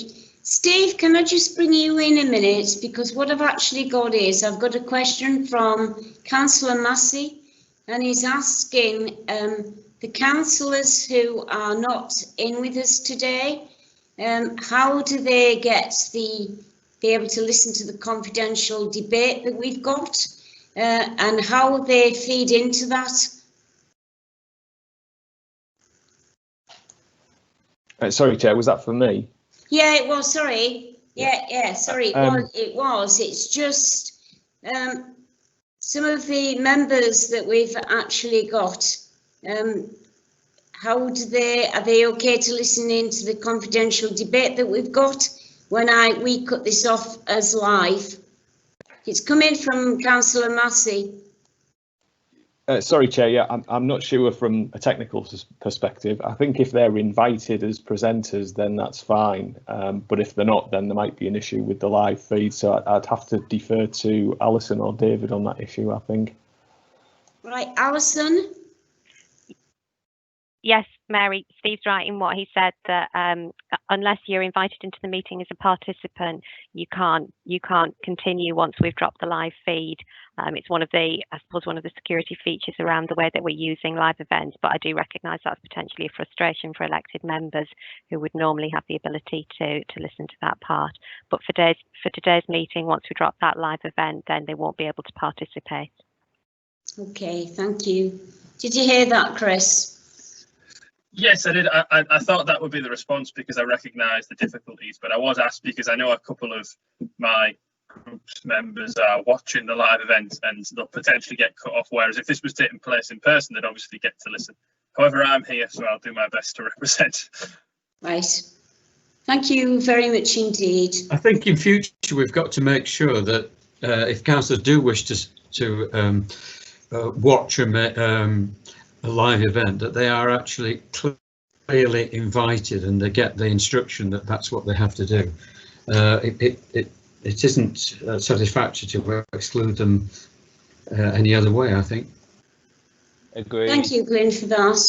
I do need to ask you all if you are in agreement to exclude the press and public on grounds that the remaining discussion will and does, it contains exempt information as defined in paragraph 3 of part 1 of the Local Government Act of 72 as amended, and if you're all happy with that and I need your agreement on that, then I'm going to ask David to cut the live feed. So can I just go through the members that we've actually got here? So Councillor Barnes.